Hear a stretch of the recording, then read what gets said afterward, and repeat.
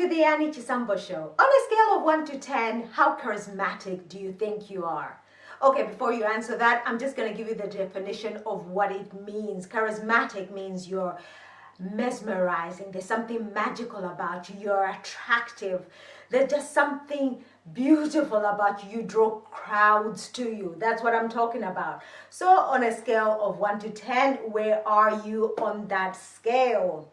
Okay, if it's a 5, I think you can come up higher. Or if it's a 2, oh, okay, you could do with a little bit of help. That's what I'm here for.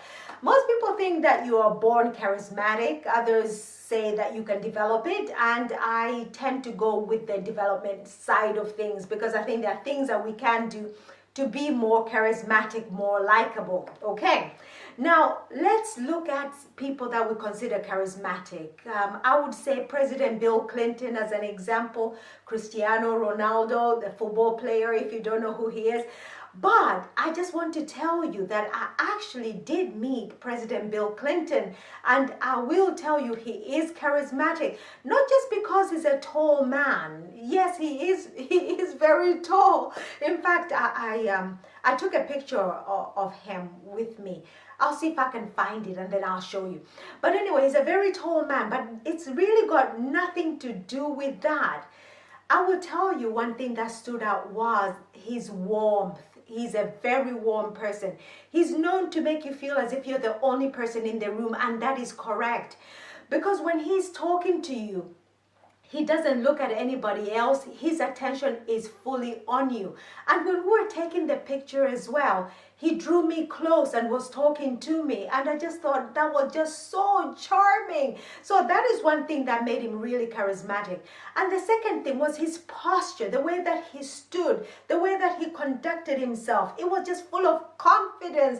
Oozing with confidence, I can assure you. It's like he knows what he's talking about. He's comfortable being who he is and doesn't really care about people's opinions.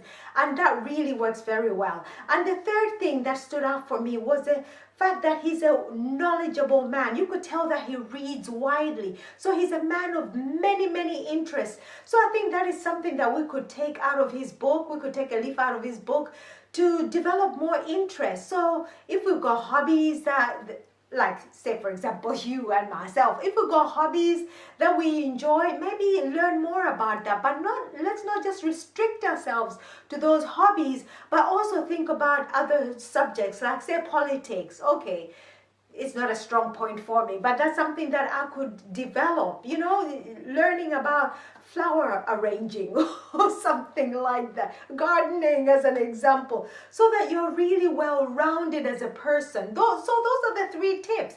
Confidence and the fact that you make people feel that they're the only person in the room, and also loads of interest. So if that has helped you, please don't forget to like, share, subscribe, and we are going to hear from our sponsors. We'll be right back after this.